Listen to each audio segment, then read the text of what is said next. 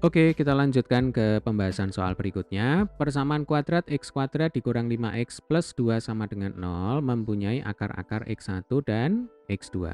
Persamaan kuadrat yang baru yang akar-akarnya adalah x1 kuadrat dan x2 kuadrat adalah, nah ini langsung aja kita misalkan, alfa sama dengan x1 kuadrat, kemudian beta sama dengan x2 kuadrat ya.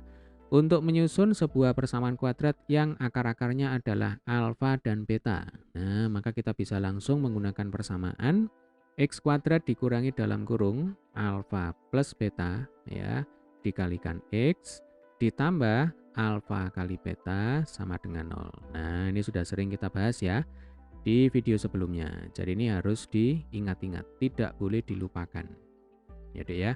Langkah selanjutnya kita akan menghitung alfa plus beta dan alfa kali beta ya. Untuk alfa plus beta berarti ini sama dengan x1 pangkat 2 ya kan, ditambah x2 pangkat 2. Nah, coba kita kembali ke masa lalu ya, ke kelas 7. Dulu ketika kita belajar aljabar ya, kalau saya punya bentuk a plus b pangkat 2, coba ini sama dengan apa? Ada yang masih ingat? Jadi kalau saya punya bentuk a plus b pangkat 2, nanti rumusnya itu adalah a kuadrat, ya kan? Ditambah b kuadrat, ditambah 2ab. Nah, sekarang kalau saya punya bentuk a kuadrat plus b kuadrat, berarti nanti rumusnya adalah a plus b pangkat 2 dikurangi 2ab. Ya kan? Plus 2ab kita pindah ruas ke kiri, ya. Jadi a plus b pangkat 2, nah ini jadi min, ya kan? Min 2ab sama dengan a kuadrat ditambah b kuadrat ya, atau kalau dibalik ya berarti a kuadrat ditambah b kuadrat itu sama dengan a plus b pangkat 2 dikurang 2ab. Nah, kalau saya punya x1 pangkat 2 ditambah x2 pangkat 2, berarti kan bentuknya mirip seperti ini ya kan, jadi a-nya itu x1 kemudian b-nya x2. Nah, maka kalau x1 pangkat 2 ditambah x2 pangkat 2 nanti pasti akan sama dengan ya x1 ditambah x2 pangkat 2 ya kan, a plus b pangkat 2 dikurangi 2ab, berarti dikurangi 2 kali x1 kali x2. Sampai sini bisa dipahami ya. Oke, sekarang kita akan menghitung x1 ditambah x2 dan x1 kali x2. Ingat, x1 dan x2 itu adalah akar-akar dari persamaan kuadrat x kuadrat dikurang 5x ditambah 2 sama dengan 0 ya. Berarti di sini a-nya 1, kemudian b-nya min 5, lalu c-nya plus 2 ya. Rumus untuk menghitung x1 ditambah x2. Nah, rumusnya adalah min b per a. Ini juga tidak boleh dilupakan ya, harus selalu diingat-ingat. Oke, kemudian rumus untuk menghitung x1 kali x2 yang ini ya.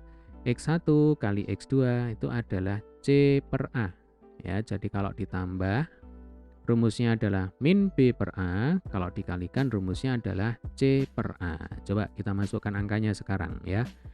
X1 ditambah X2 berarti min B per A ya kan, berarti min B-nya itu min 5. Nah, kita letakkan sini dibagi dengan A-nya sama dengan 1 ya kan, X kuadrat itu adalah 1X kuadrat. Nah, satunya kita letakkan sini ya. Negatif ketemu negatif jadinya positif, berarti positif 5 per 1 sama dengan 5. Oke, kita akan hitung X1 kali X2 ya, rumusnya adalah C per A. C-nya 2, A-nya 1, 2 per 1 sama dengan 2. Coba kita masukkan sini ya. X1 ditambah X2 sama dengan 5, berarti ini 5 kuadrat ya. Dikurangi 2 kali X1 kali X2, berarti dikurangi 2 kali 2. Nah, 25 dikurang 4 ya kan, sama dengan 21. Sekarang kita akan menghitung alfa kali beta ya. Alfa kali beta ya berarti X1 pangkat 2 kali X2 pangkat 2. Coba ini kalau pangkat 2-nya saya keluarkan. Berarti kan X1 kali X2, ya kan? Ini pangkat 2. Nah, seperti ini. X1 kali X2 sama dengan 2. Berarti 2 pangkat 2 sama dengan 4.